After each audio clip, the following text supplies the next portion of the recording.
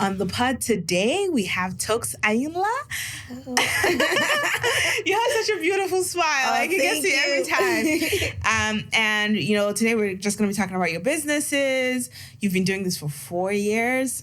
I think that's incredible. Thank you. And but before we get into business, how's your week been? I mean, our listeners will be getting this episode on the Monday. So how's your week been? Any weekend plans for this weekend?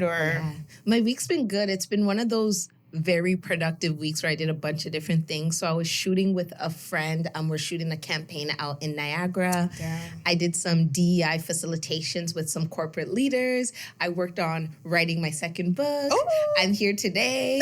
And I'm going to Niagara Falls to go shopping for the long weekend. No, not Niagara, to Buffalo to go shopping for the long weekend. Yes. So very packed and a lot of different things, which I love. I love that. We're going to talk about the speaking part because I think that's part of the business that you run. Yes. Speaking, you do a lot of strategy sessions and all of that. But let's go back to the beginning. What made you even decide that, okay, I want to do this? Oh my gosh. I was working in wealth management from, I'd say 2017 till 2019. And somewhere towards the end of 2018, it was just kind of this is not fun. It's great work. A lot of what I learned there is what I use in entrepreneurship, in learning how to invest, what to do with my money, all of that great stuff. But as a career for the rest of my life, it was soul sucking. I don't know how else to put it. It was just dealing with rich people, or were you dealing with a lot of rich people, or what? I was dealing primarily with my brokers, but our clients were all high net worth clients, private wealth. So everyone had to have a minimum of $1 million asset under management in order to be under our team, which is great. But it was a very white male dominated space. The person closest in age to me on my team was a decade older, even though he was amazing, super cool guy. He and I still talk till now, but there was that age gap, there was that cultural gap, there was that gender gap because it's a primarily male dominated space. And I was just I can't see myself being here long term. And it was also very draining. And then at the end of 2018, it was time to get my raise. And my manager brought me in the office and she was like, oh, I spoke to the higher ups about your raise. Oh my gosh, don't tell anyone. And me in my mind, I was calculating thousands of dollars, all of that. And she gave me this little sticky note and the raise was $2,200. And the joy on her face that she thought I should be happy. You should thank her. Yes. I was like, ooh, if you stay somewhere where you're not being valued, they will expect you to thank them for giving you scraps. Yes. And I folded that piece of paper and I have it till this day. I'm the day that I make my annual salary in one speaking gig, I'm going to post this and just give it a testimony to the people. So I just realized, if these people think I should be grateful for this and this is the rate of growth they're going to give me, it would be a bigger risk for me to sit here and let them determine my worth than for me to go off on my own and see what I could do. So February of 2019, February 8th, I was out of there. Period. Yes.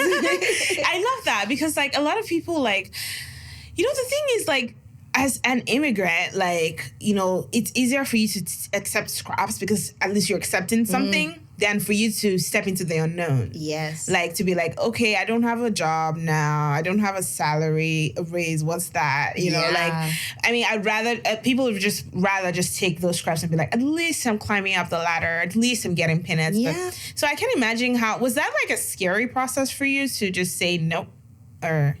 To be honest, I thought it was more scary to stay there. And I think when people hear my story, they're like, oh, you took such a big risk. And I'm it depends the way you calculate risk. It would be a bigger risk for me to let these people incrementally allow me to grow at the pace in my potential that they see versus me betting on myself, And it's, so for somebody else, it might be the opposite. They may be oh, you're crazy for what you did, but I couldn't. And I think going back to what you said about being grateful, it's almost inbred in us as women, as immigrants, as individuals, just to be thankful to be chosen. To be at the table. Yeah, you're here. Yeah, even if they don't give you nothing to eat, just be grateful that you have a seat. You have access. At least you're not sitting on the floor. You know what I mean? Right. And it takes a lot to be able to say, if you're going to give me a seat at the table, you have to give me something to eat as well. Period. You can't just say, oh, I'm here, so I need to be grateful and be quiet, because we're not doing that. But when you tap into that, it also releases this high level of confidence in yourself, you know?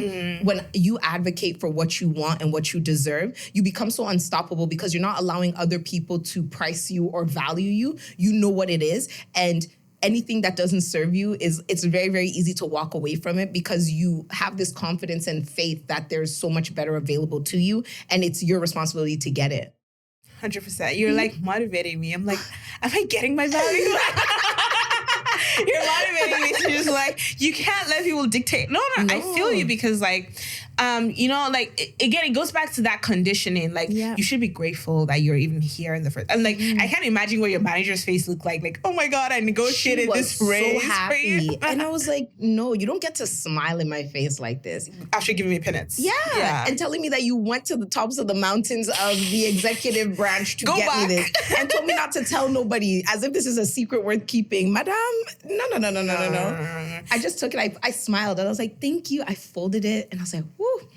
Damn. If there's no other reason to get out, it's this right here. Like she just put it in my face. Besides the fact that I was already kind of feeling unmotivated, it was just the same thing over and over. It was very mundane. And like sometimes at work, I'd be writing poetry on little notepads and folding them and putting them in my purse. And I'm like, okay, you're working with sensitive documents. If someone were to just see you writing and putting it in your purse, they might think you're writing like a social insurance number or something down. And you're black, so like oh, she put a little sticky note in her bag. No. It's literally poetry. It's nothing else. But I found that my mind was being so divided that even the simplest of tasks, I was finding myself making like basic errors because my lack of focus. And it's like, you know, you got to leave or they're going to get you to leave. Like, I'd rather leave on a high note where they all still like me and respect me and they threw me a party than for me to make a major error and now they're firing me, you know? So you told me that, I think when we were chatting before this, you told me you'd already been writing poetry since 2007. Did I get that right? Oh, I've been writing since I was... Since you're 8 years old. Right. So you had that in you. And then you got to this point in your career where you're like, I'm unmotivated. They're giving me peanuts.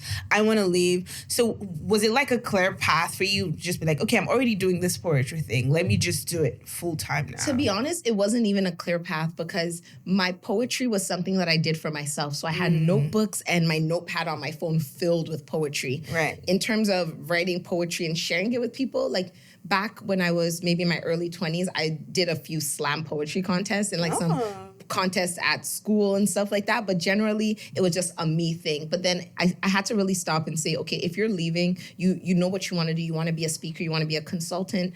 But what do you already have right now that can kind of get you going? And that's like the path of least resistance. Because a lot of the things I wanted to do cost money, but if you don't have money, you have time. So you use that time to make money and then you kind of go from there. So I was like, I have all of these poems. Let me just put them into a book and start with that. It's not going to be costly at all. It's not even going to be too time intensive. And if I make a great book, I can start making money off of it and then use that money to reinvest into all the other things I want to create.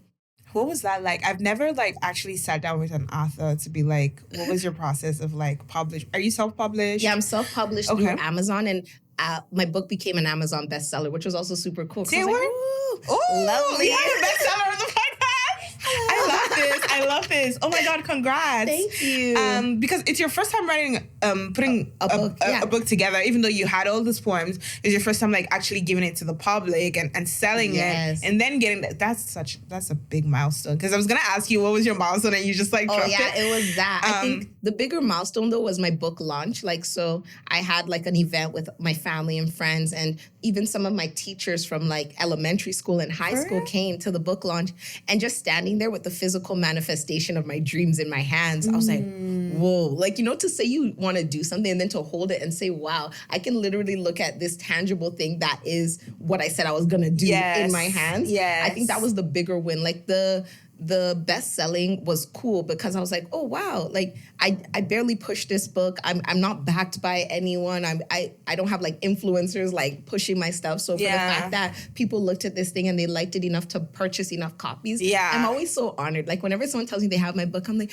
oh, I'll sign it. Like I always have a pen. Like my signing pen is always in my bag, so I'm like ready to sign it at all times because it's like gratitude, you know. Like who am I for you to like see me and be like, oh wow, I want to support this thing she's done? Because sometimes I look at it and I'm like, oh, did I like I don't even like fathom that I'm an author. Like when I say what I do, I'm like, oh, I'm a speaker, a writer, a strategist. And then people are like, you're an author, a bestseller. And I'm like, Author, speaker, author, that. strategist. Yeah, I'm like, yeah, that. Yeah. What was it like publishing through Amazon? What's the process like? Oh, it's super easy. It's called Amazon KDP, which is Kindle Direct Publishing. Oh. And the reason why I decided to go with that path is because there's no upfront cost. A lot of times, if you were to go get your book printed by people and do all of that, you're going to have to estimate how many books you're going to spend. Sell, and then stockpile books. So imagine you buy 1,000 books, so you think your book is going to be a life changer, and you sell 6.5 copies, and now you're sitting on stock that you've already paid for, and you lost that money. But with Amazon, the way it works is that once you have KDP, you publish it, and Amazon is the one who prints it on demand. So as soon as they print a copy, they tell me how much their share of the cost is versus what I get. So as soon as they print a copy, I get my piece, they get their piece, and we're good. So I'm never holding stock. And if I wanted to buy, like, because if I do a book launch, or sometimes I sell books to like schools when I do talks and stuff, I can purchase author copies at a really cheap rate because they're not paying for the shipping or the marketing or anything. And I just thought that was the best way to go because I hold no stock. There's no upfront cost or any cost, like, I don't even see the cost. Yeah, I don't see the cost. I just get what's mine, and then they take their cut from it. So for anyone who wants to write and who's thinking like, oh, I'm nervous, I don't know where to start, it's going to cost a lot of money, KDP is like the best way to go. They even do hardcover books, color books. You can do like matte or shiny covers, all of that kind of stuff. So and everything's available. It's all at no upfront cost to you. No cost at all. Yeah, you have to have your PDF made. You put your PDF of all of your book, your manuscript in there, and then when you put how many pages, the type of paper you want to use, they create a template of how your cover page. So it'll have the cover page, the spine, and the back, and then you just put that into like Canva, and you can literally design it to fit the specs, and then you can order a proof, like a copy that's not official yet, just to make sure everything is aligned the way it should. Edit it and then put it out, and if you do it, it can be out in like 4 days. So it's super cool, and it sells everywhere. Amazon is like worldwide. So. That's really cool. I have a slightly, I guess it's actually a related question for you. Like, I mean, you were telling me earlier, like, when you were leaving your job, like, what were your parents' reaction to you saying, I'm leaving this job in wealth management to go be an author? Yeah, I didn't even say author. I should have maybe even said that. I just said, I need to start my own business. I need to do my own thing. My dad was very open and chill. He was just like, I believe in you. Like, because I think I've always been super creative. So prior to me even quitting my job, I used to have a baking business called Treats by Toks from like 2013 till like. Do you still do that? I bake a bit, yeah. Like even today on Instagram, I posted like 2 cakes I made this month for some friends for their birthday. But I had my baking business. So I was like, even if I'm not making money, I can bake. I know I'm going to be able to make some desserts or whatever. My mom, on the other hand, was like very much like nervous, which, you know, moms, that kind of love, fear, like, oh, what are you going to do? How are you going to make money? Are you finding another job? I'm like, no, I'm the money. I'm the job. Tell them. I'm like, the money. You have to big up yourself because it's like African parents, and I believe they do it from a place of love. And they do it from a place of care. They want you to be good. They want you to be comfortable, right? But there's a way they can speak that would put fear into your plans. And it can condemn you. Yes. It can like make you feel like, oh, I'm not sure, like, you know. Self-doubt. Yeah, and then and especially if there was already some form of doubt there, it just feeds into that. Yes. And then before you know, you're just like totally abandoning the project, and you're just like, 9 to 5 is not bad. Yeah. And sometimes it's not bad, but sometimes you know what you want to do. You know you want to create something. You want to build something. But by the time you say, oh, I want to leave my job to do it, they're just like... they're like, ah. And I can also acknowledge the fact that I live at home. I don't pay rent. Financially, I didn't have big overhead costs. So for me to be able to take that risk, I also had certain privileges that allowed it not to be as strenuous. Because I quit with no savings. I quit on faith and vibes. Period. And...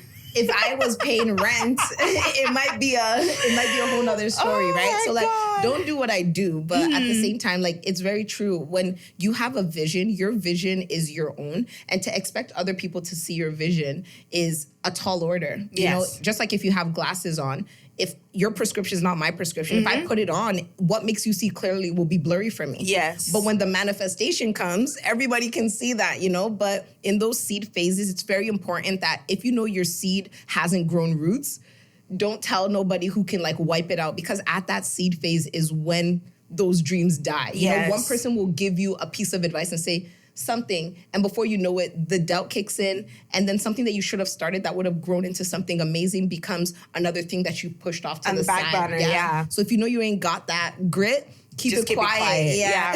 That, you know, I feel like I made that mistake at the beginning of my business. Like I was just, when I get an idea, I get so excited. Me like too. I tell everybody, Everyone with ears, right? Oh my God, like, you know, I'm just thinking about this thing. And then not, like you said, not everybody's going to see what you're trying to do. Just be like, because I was telling them, I'm like, I'm trying to create like a directory of Black-owned businesses around Canada. I want people to just be able to find what they're looking for. Google doesn't do it for us. Let's create it.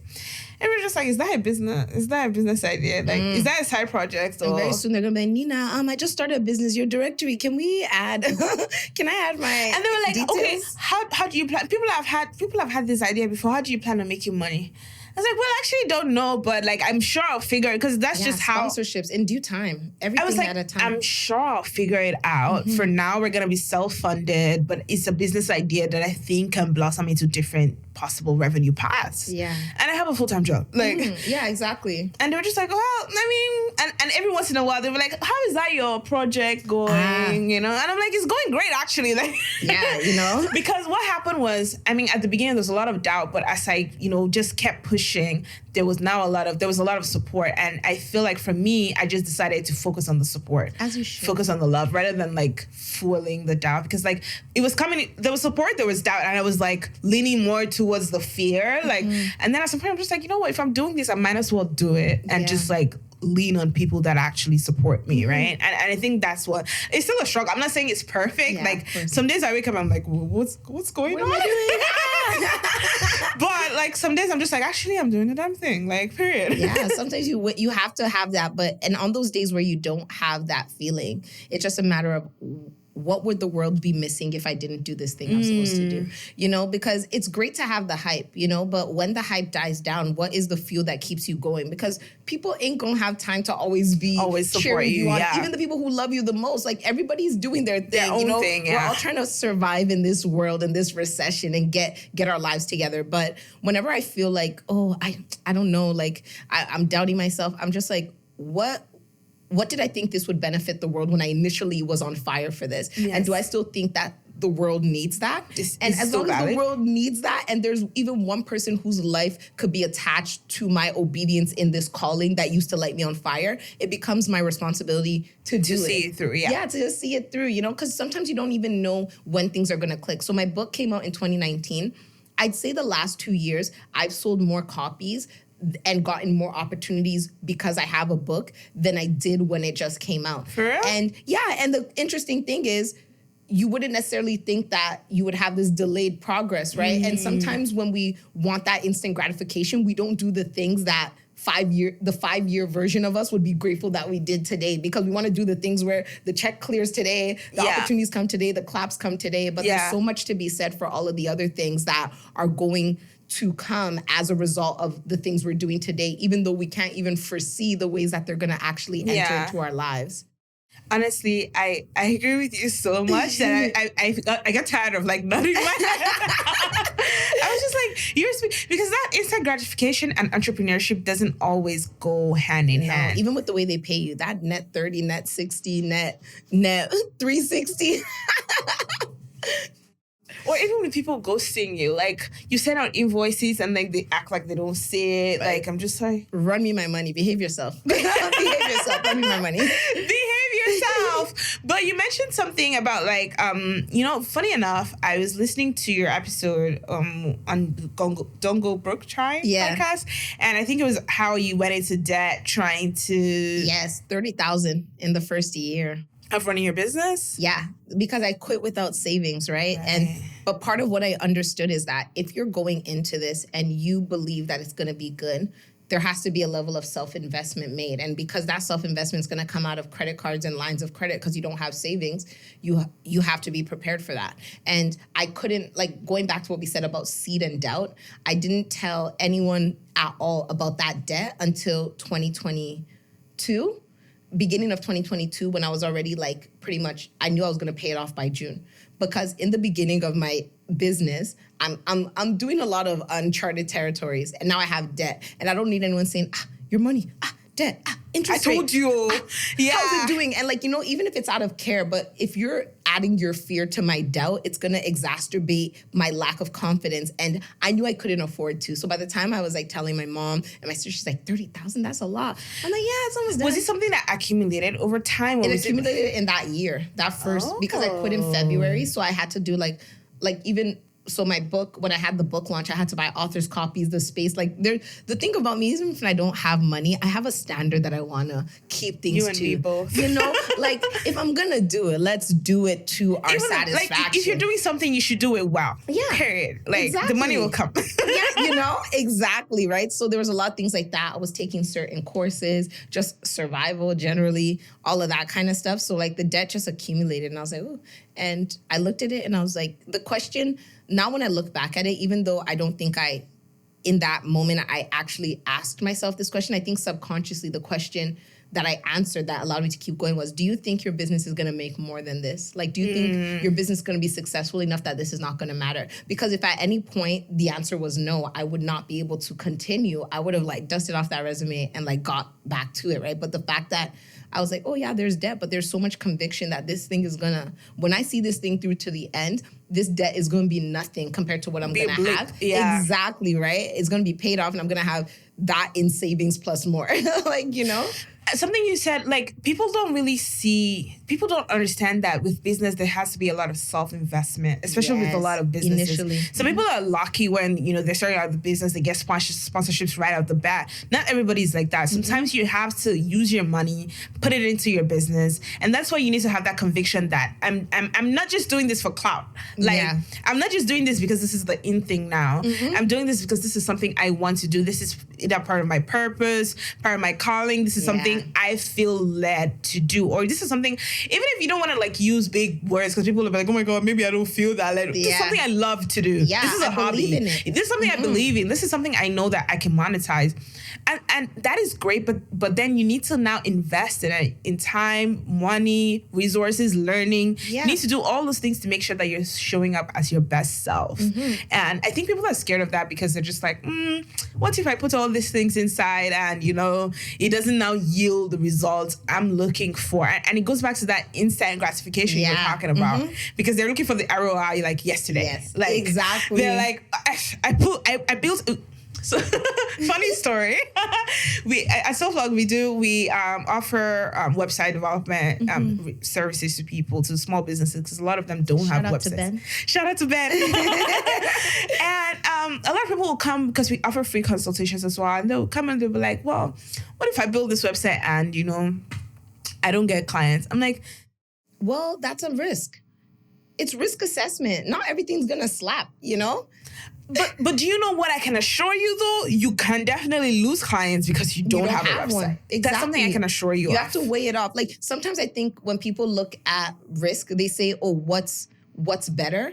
But sometimes it's a matter of what's less worse. You know, like we're not looking for what's better versus what's worse. It's what's less worse. What's less uncomfortable. Something's gonna be uncomfortable. You just have to determine which is less and go with that, because people are always looking for this ridiculous upside, and the metric is wrong.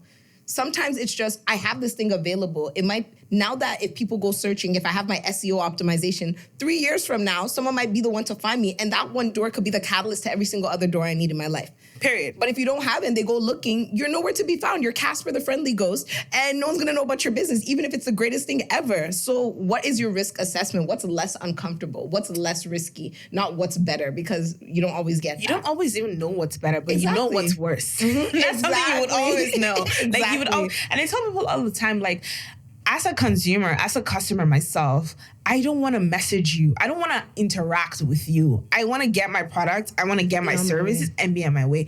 Unless it's a service that requires some level of interaction, I want to be able to, like, that's why people are shopping on Amazon. That's why people are not coming to your small business. Yeah. It takes a lot of, you're making your customers do a lot of work, and you're not putting in the work to alleviate, like, to make it easier for them. And all this just to say, like, I really resonate with your point about, like, self-investment and, like, making sure that you're putting into your business and feeding it. What you don't feed doesn't grow. What you don't, like, invest in doesn't. You're not gonna see returns on, like, zero investments. Literally, But so yeah, you were telling me about, like, so how did you come out of that?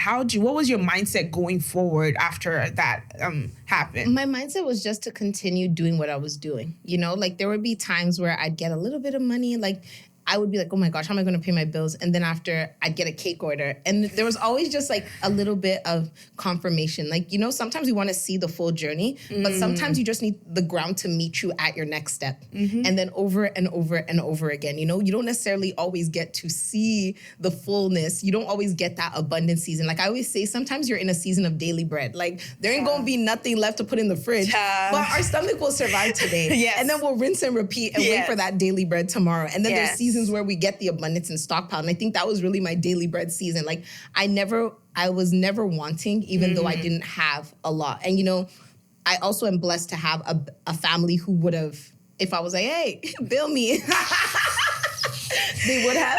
But I also didn't want that. And I never had to ask them to bail me out. But I think I had enough contingencies in place. I had a really good credit score. So my line of credit had super low interest rate and all of that kind of stuff. So I was just kind of going and going. And then over time, I was like, when the pandemic hit and there was like CERB and things like that, I was just like pushing the CERB. Like everything was locked down. So I was just pushing the CERB into trying to pay down my debt and like do more courses and things like that. And eventually, summer of 2021, I got this really big, my first consulting gig.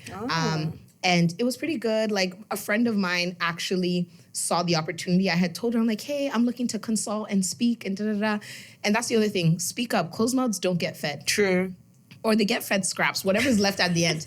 You just have to pick it up because you have to manage because your mouth was closed too long. Now you're starving and now you can't be a picker. All of that. So I told her, and then an opportunity came her way and she's like, oh, there's this opportunity. They're looking for people. And I put your name down. And then that's how I got that role. Was that your first speaking gig or consulting gig? It was like my first major consulting gig that was like kind of long term. And the pay was great, $180 an hour. Damn. And I was like, woo. Damn. Like I remember sending in the amount and they said yes right away. And I was like, I could have asked for more. This is terrifying. Like, my heart couldn't even. My heart couldn't even fathom that someone could pay me at that $180 for an hour of my time. So through that role, I then saw this opportunity at a bank that was a 1-year contract to do inclusive leadership and consulting, and I saw it like it. Thankfully, a friend of mine had told me prior, like, even though you're an entrepreneur, I know you want to be your own boss, all that stuff. If you see certain roles that align with what you're doing and that can catapult you, do it. Look into getting them. And thankfully, I was able to put my ego aside and listen. Because initially, I was like, don't do that. I'm an entrepreneur. Respect me. So I applied for that role. And like in that role, I was able to do coaching, consulting, facilitation for like everything from board members of a major bank, C-level execs, senior directors. For one of the biggest banks in the country, that is the social proof that would change your life. Yes. So I stayed there for 1 year. And by the time I left, I started booking gigs similarly for $1,000 an hour. Damn. So I went from $180 to $1,000 an hour by that one strategic move. And like now I get paid like anything from like middle 3 figures to 4 figures for an hour of my time. And I like the debt is not even a thing I think about. Debt where? Who's she? Never met her. I want to buy a house. So there'll be a mortgage debt, but like that kind of consumer debt, like whatever I do now, I can pay it off. And it was just like, I couldn't have even saw this in 2020 when you just start a business and you're like, so I wrote my book. My book came out in October of 2019. I'd already planned, okay, 2020, I'm going to hit up Black History Month, Women's Month, Poetry Month. I'm going to be speaking. And then the pandemic said, sit at home, calm down. Is it? Stop. Yeah, you're eager. You need to pump the brakes. Exactly, right? This podcast is brought to you by SoPlugged, an online directory of Black-owned businesses in Canada. We also work with entrepreneurs to improve their digital presence with custom-made websites, social media advertising, and product photography. To learn more about SoPlugged or to list your Black-owned business for free, visit www.soplugged.com. Right? So how did COVID affect your steam or your business? I think the reason why COVID didn't necessarily affect my steam negatively is because I was a new business owner. So everything was new. Like even when I think a lot of the businesses that closed down during the pandemic were very old businesses, you know, like that kind of inability to change and inability to innovate, like that dinosaur mentality. Versus we were taking it day by day regardless. We were like, period. What's going on? Yeah, you know, what are we gonna do today? So it's another what are we gonna do today? But now we can't leave our house. So it just allowed me to push in different directions and even further that innovation and that creativity of how I was finding opportunities and what I was doing. And that really moved me a lot into like speaking. Like I would speak at events, I would do workshops, I would do a lot of motivational talks and like also book talks online. So like different schools and organizations would reach out. I'd speak about my book, read different poems that touched different like social topics, and then just have a chat, which is so cool because I'm reading my book to you all and talking about the concepts that I created. So it's like so chill, right? Like it's like a chat with a friend, you know? So I really got more into like that kind of speaking stuff during that period because we were just at home with Wi-Fi. We weren't going anywhere. So there was nothing to do anyway. I was able to pivot because my whole business journey so far was a giant pivot. Every day we were pivoting. So it was same thing, same. And that's what helps you grow because like now I've tried this. Okay, let me figure this out. Maybe there's a better way to do this list. And that's what helps businesses that survived throughout the pandemic. And even now there's like economic downturn, inflation. Businesses that are surviving are able to pivot. They're able to say, okay, let me meet my customers where they are. Exactly. Oh, they can't come outside? Let me meet them online. Like, you know, oh, you can't, you know, you got to wear a mask? Let me meet you. Like, you know, people were always like, businesses that were looking for ways to innovate and change how they were doing to make their services better are the ones that survived the pandemic. And I think that kind of like segues really well into like my next question for you, which is like, in terms of branding yourself, I think you touched on that a lot when you were talking about how you were able to take that contract role and now you're not able to position yourself as this person that has worked with big banks. And now you're able to like increase your rates because that's something people struggle with a lot. They're like, I don't want to charge too much. I don't want to drive you away. They have money. They do. They have money. They do. And if your work is good, you deserve it. Mediocre people are getting paid millions. So, and I'm not mediocre and I'm not getting paid millions yet. So there's no guilt at all. I feel you because it's like I feel like some people get stuck in their head because a lot of the conversations that we have with entrepreneurs, like you hear them say, especially people that have had their business for more than 2-3 years, they're like, if there's one thing I could change, you know, I would have priced myself better. I would have packaged myself better, you know, and a lot of people don't know how to do that. And that's why they end up making that mistake. And then they're like, okay, let me figure it out, you know, and was that your situation or did you always like... I think the reason why that wasn't necessarily my situation so much is because of my baking business. I had suffered at the hands of people who would ask you for a Gucci cake with a Walmart budget. Stop. Like, it was the pits. Like, I would be out here making cakes for people who would, like, price me down. And then I'd be up, like, 7 hours, like, till 5 a.m. finishing their cake. And then when they get there to give me my balance, they would still remove $5 just to kind of prove a point. Like, yeah, I've been through it. Like, it was a lot. And because I was relatively young compared to the people I was making cakes for, right? Like people have making cakes for their kids' birthdays and stuff. They're I'm your auntie, but auntie is not what I can pay Kudo Mobile with for my phone bill. Rent is due. You know? My auntie. My auntie. You know, I'm an auntie's niece. Like, so it got to a point where I would like literally they would call and I wouldn't answer their phone calls. I would talk to them only on WhatsApp, and my WhatsApp was a picture of a cake, so that when I was hitting you with the boom boom boom, and then they say, you this small girl. Yeah, because it ain't small when y'all are hyping up the cake. So now you're not trying to size me down, you know?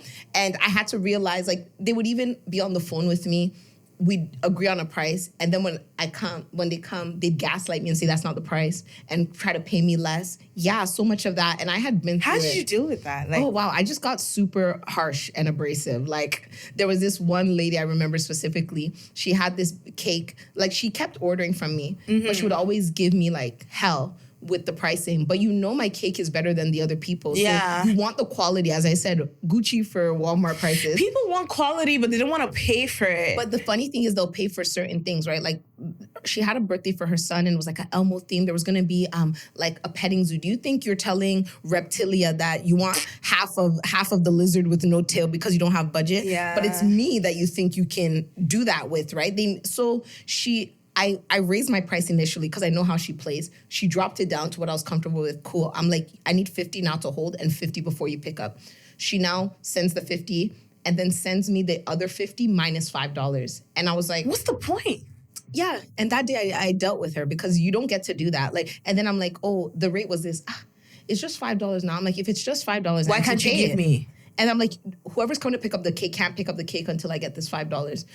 It wasn't even the money. It was the principle. You don't get to do that. Yeah, like you don't get to feel like you can like have one over on me or like finesse me. So I was like, no. And then my other family friend called me. She's like, Toks, they said you're not giving them the cake. I'm like, I'm not. Or do you want to send the $5? If not, come off my line. People disrespect small businesses a lot. They think it's like market. Like, you know, marketplace where you want to price haggling. And you already priced me. I accounted for your rubbish. Yeah. You priced me down and now you want to prove a point and take $5 off. My question to people like that is, do you walk into a Gucci, or actually, let's not even do luxury. Do you walk into Walmart and say, oh, like this thing is, but you're just a small girl attending to me. Why can't you give it to me for $5? They don't do that. Yeah, and they even would say things like, me too, I know how to bake cake. I just don't know how to decorate. I'm like, okay, then bring your baked cake and I'll decorate it. Because all of these things you're telling me don't change the fact that you came to me because you know I can fulfill a service. So dealing with that and getting very like, no, I know what I'm worth. And the worst part is that the people who price you the most give you the most stress. High-paying clients, they don't even care. They trust you. They're paying enough for your services because they see your track record and they trust you to deliver. It's the ones who pinch pennies, who want to now micromanage. They'll be messaging you. Oh, did you do this? Oh, I hope you got my... I'm just like, okay, in terms of like... I'm not getting enough money and then your stress is costly to my mental health. The work I'm doing for you, I'm not even making my profit on it. What are you actually worth to me? And so like, oh, I'll tell people. I'm like, if you tell people who are more of people like you, I don't want... For me, I'd rather sit at home and not have clients if I'm going to deal with 20 clients of your nature. For me, from like a customer's point of view, sometimes like when I approach businesses, I'm like, I want to buy. And that's why I need people to have websites, because at least then I go in there, I see your price. If it's not within my budget, I don't waste my time coming in. I keep it moving because at the moment I start to engage you and like, oh, how much is it? And then you give me a price. It's easy for me to just say, sorry, that's not within my budget. Thank you. You're on your way. And I'm on my way. See, the thing is, there's always low budget people to meet your needs. Yeah, there are. Would it be quality? I don't know. But there's always people within your budget to meet you. You want a dress that you can't afford?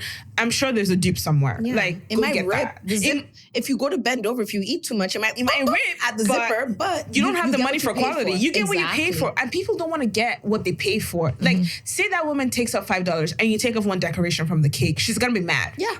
She's gonna be like, well, this is not Elmo, but you didn't pay me my full money. I'll just take off Elmo's head off. Be like, give me my money. Yeah, I'll be holding Elmo's head hostage like this. And I think it comes down to people sizing you up to disrespect, and it comes a lot with small businesses. Like, I have never talked to somebody that has a big business and said, oh, somebody came to me and tried to price me. No. And even if they do, you give them back your price, and they try it once, and then they back down. Yeah, they back down. With a lot of small businesses, when I talk to them, they're just like, yeah, sometimes people, like my friend I have a lot of friends that are entrepreneurs, and the stories that tell me, I'm just like, the audacity. No, it's crazy. And that also comes back to your self-worth. If somebody is going to price you down and part of you is not even fully confident in your ability or your worthiness to occupy the space that you do, it becomes easier for them to do that, and then you just accept it because, as we said, going back to being grateful to be chosen. You know, that was the sentiment. Someone sent me 2 other cake people, but I chose you, and now I'm supposed to have gratitude enough to take a price that dishonors my work, my time, my effort. I could have spent that time binge watching Netflix. At least I'll be happy. At least I'll be happy. Now my feet are swollen, and by the time I look at the cost of ingredients, I barely even made profit. I made $5 an hour. I'm working minimum wage. Like, by the time you take off all the costs of everything, you're paying me $5 an hour. People don't think about that. One aunt, I had to literally say to her, Auntie, would you go to work and your boss say they're short on staff and tell you that they can only afford to pay you 50% of your salary? Or they tell you... And I'm like, that's what you're doing to me. Or they tell you, oh, let's cut out $50 from your salary. At least your colleague will do it for less. Will you stay? Will you stay and work if they're going to like remove money from your pay? Like, maybe because you think it's cake and it's sugar. This is actually how I'm making a living. Yeah. So, and then they humble, they calm down. Like, that's why I don't talk to them on the phone, because going back and forth on the phone, then there's that politics of like respect and attitude as a Nigerian Yoruba girl. Why you disrespecting your elders? But that WhatsApp, those fingers be clicking. I can't, sorry. Unfortunately. And like when you stress me out, I'll be like, oh, what day again? Oh, I'm actually out of town. Like the amount of people I told I was out of town when I was sitting on my couch, like in town, like because I'm mentally checked out. I don't have it. So Yes. like now when I go into spaces, I'm very confident in what I bring because I do have a track record of excellence and I know what I put in. And also I am very shameless when it comes to asking people for opportunities and also pricing. If there's an opportunity that comes up and someone's offering me a price and I know someone else who does it, I go up to them straight, hey, they're asking me this. Is this an appropriate amount for me to actually charge them? And they'll be like, oh, typically this is like the market. This is like the industry standard. You can go above the industry standard, but don't go below. And because I have the collective knowledge of everybody else, I'm not going into places underselling because it's not just my thoughts of what it is. I'm asking people who actually know. That collaboration is key because a lot of Very people much don't want to. A lot of people want to eat in the corner. They don't want to like. Yeah. They don't want to like tell people like this is what I got. Is it right? They just want to like take it and move. But what's yours is yours, you know? Like what's mine cannot be taken from me by someone else just as much as I don't want what somebody else has because I don't have the capacity to carry the weight of your calling. So if I put someone onto an opportunity and they get it, they're not taking from me because they got the portion that belongs to them and I'm also going to get the portion that belongs to me. 100%. But when you operate in scarcity, you end up losing more and then also everybody sees you and they're like, oh, this person doesn't share. So I'm not even going to think of you to share with you because you're in a corner like picking up the scratch. Let me just hide it here. Yeah, hide it. In case somebody wants to steal my market. I'm just And like, chewing in the corner, choking. the sky is big enough. The sky is very It big. is like we're at the low level. There are people talking hundreds of millions. Like, why am I out here fighting for thousands or tens of thousands? There's so much. And the more you realize that, the easier it is to release things that don't serve you. 100%. You know, it's that scarcity. If I'm like, oh, I'll never get another opportunity, I'm just going to take the little I can because who knows when next I'm going to eat. And when I'm like, no.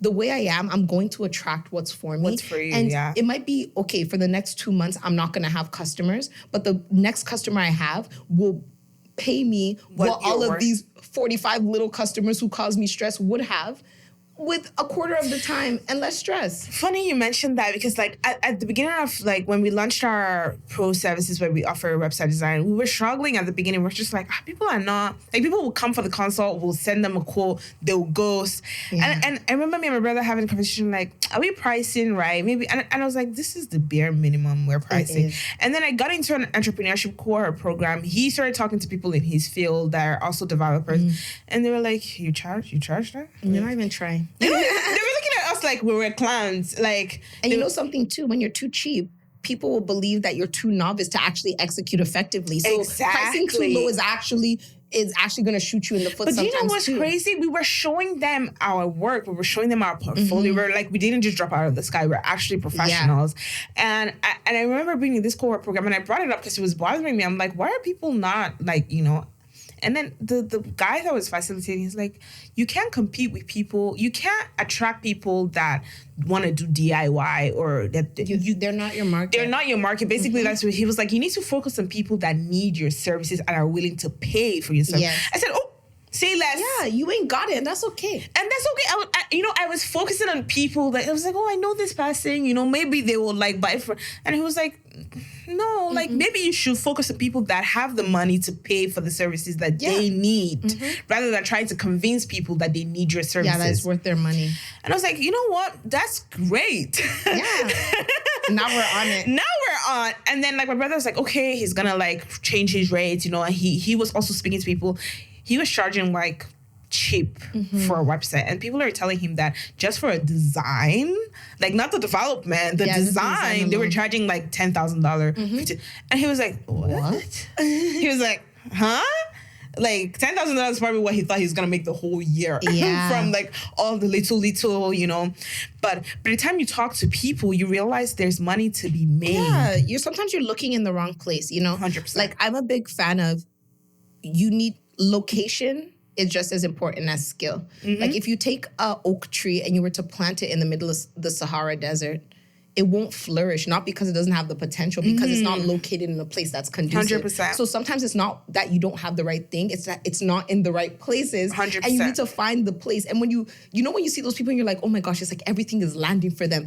They're in the pocket of their purpose. The right people. Yeah, and they're the right people, the location, all of that, right? But until you get there, that's the thing. Like you're not going to see it. But once you do, woo. starts clicking. Yes. No, I love that. Like, honestly, talking to you, like, the whole time, like, it's just been very motivating for me as well. Like, just seeing another Black woman winning, and, like, I mean, you're speaking, you're doing strategy sessions, you're doing, like, creative stuff, you're writing your second book. How's that, by the way? We didn't talk about that. It's fun. It's a little nerve-wracking. My first book was more so an anthology, so I took a lot of poetry that I had written even from probably 2007 when I was in like grade 10. And I took all of these poems and I was like, okay, I can use these poems in my book, because the book it's called Through My Brown Eyes, and it's written from a perspective of life, love, culture, and self.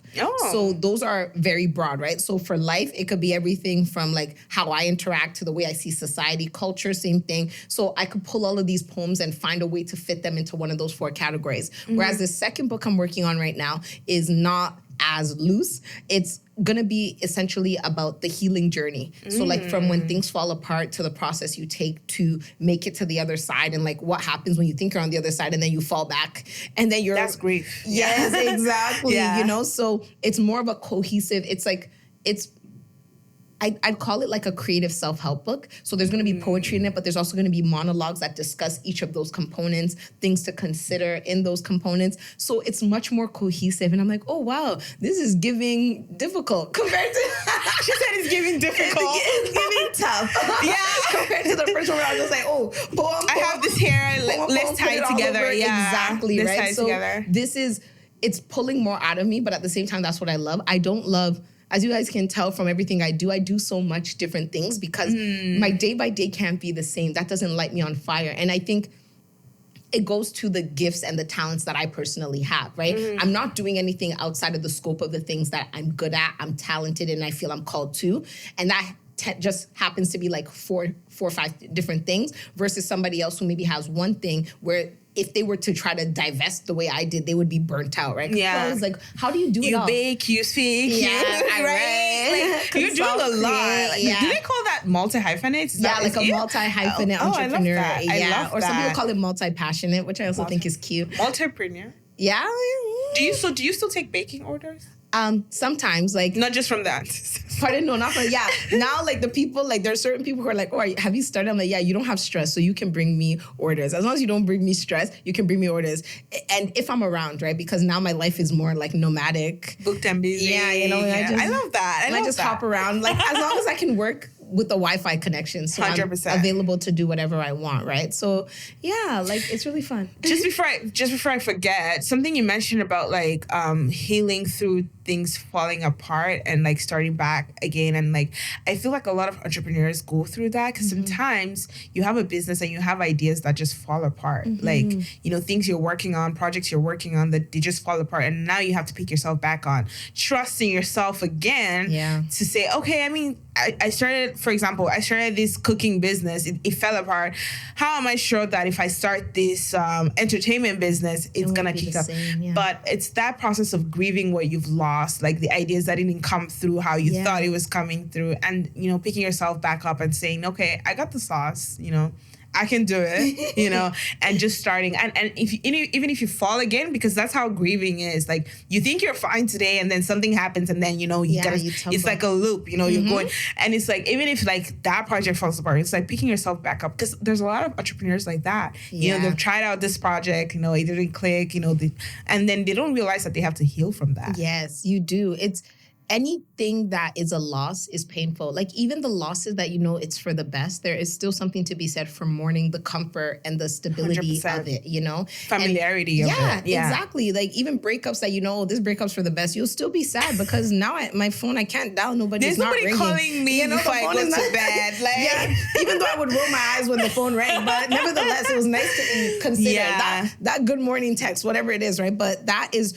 I think as human beings, we owe it to ourselves to sit in our sorrows. You know, don't sit in there too long that you can't get out. That you lose yourself. Exactly. But you owe it to yourself to feel those feelings pass through you. Because if you don't, they lay dormant and they come up at the worst times. Like things don't go away because you've pushed it down. It just gets to a point where you reach a critical mass of things that you've held in. And now you get an explosion where somebody did something so small, but your reaction to it is so large because the accumulation of everything else. And things are supposed to fail. You know, I don't think, and I'm not even going to call it failure. I think it's coming to a reasonable end. You know, sometimes people think failure is not succeeding, but I think failure is doing something past its purpose. Some things are meant to be lessons. Like, not everything I've done is going to be what I'm going to take for the next 30, 40, 50 years. 100%. But the lessons that I'm supposed to gain from them means they require the space they require in that moment. And if I can pull that and I'm able to walk away with that so that when I get to the next place, all of those tools are in my toolkit for me to use, then it's not a failure. But to hold on to something for the sake of saving face or because you don't want to be perceived as a failure is actually a failure, because you don't know when to walk away and when to let go. And now you're dragging things, you're wasting time, you're investing more into something that's a sinking ship, you know? Like, things are not going to always work. You know, very few people click on their first idea. They try different things over and over again, but I'd say your discipline and your grit, if it remains constant in everything you do, you work as hard as you can, when you enter into that space, that purpose pocket, it's going to make sense. And it's going to be easy for you because you've already had that discipline, because even in the things that didn't work, one thing you can say is that I always gave it my best, you know, and now your best is going to manifest fruit. In the right situation. And it's just going to feel right, you know, but sometimes we have to just keep trying. Like, how many things do we just do once and have success in? Nothing. Driving, walking as a baby, crawling. Like, there's a process to life. And that's just how things are. It starts from a stage and you slowly make your way there. So you just have to give yourself that opportunity, dust yourself off, mourn it, and then pick yourself back up and say, that failed, I didn't fail. You know, I am not my work. I might be the catalyst to create my work, but my work is not me. And I think that can be really difficult for people, but I think it's very necessary for success, because if you attach your self-worth to your work, when everyone's clapping for you, great. But when people stop clapping, you now feel like you're not worthy. But no, you're not clapping for my art. And but I'm still fabulous. Clap for me, I'm clapping for myself. Exactly, right? So being able to separate the two means when my business doesn't succeed, it doesn't make me an inherent failure, because I am not my business. This is something I tried. It's reached its required end, and I'm able to step away and move on because my worth is not attached to it in that way. Nah, 100%. That like hits so close to home, because I remember last year when I got laid off twice, actually, from 2 different jobs.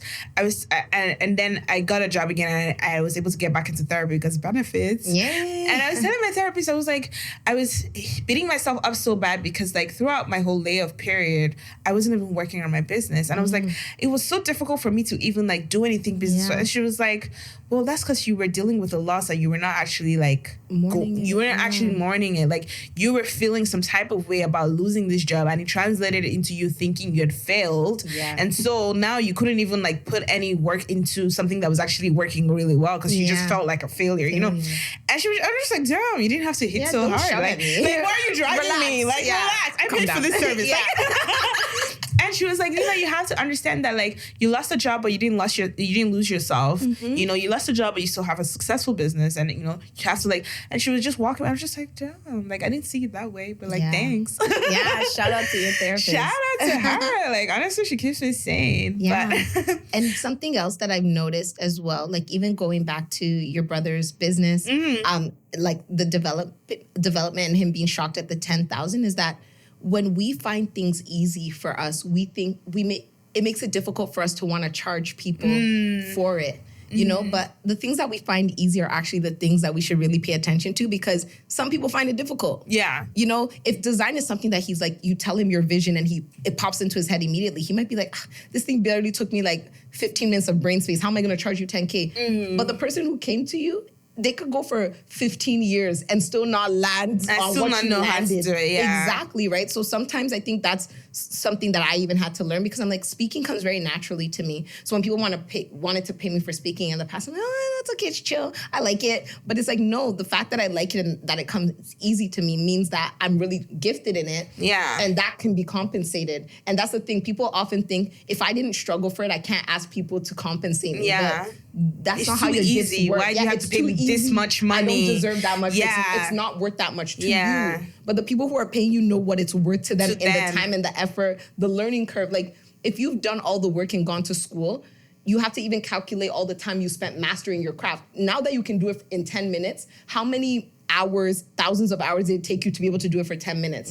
So it doesn't matter that it doesn't take you 20 minutes. The fact that it takes you 10 minutes is why you should even charge more, because you're giving people back their time. And your efficiency cost you a lot of time and energy to get. Yeah. 100%. No, I agree with you so much. And I think that's why people like struggle a lot when it comes to pricing themselves right.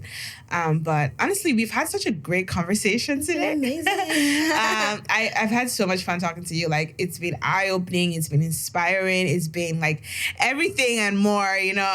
Thank you so much for coming on the pod. But before I let you go, where can people find you, you know, your baking business, if you want them to find that, you know? We're not looking for that. We're not looking for that. Okay.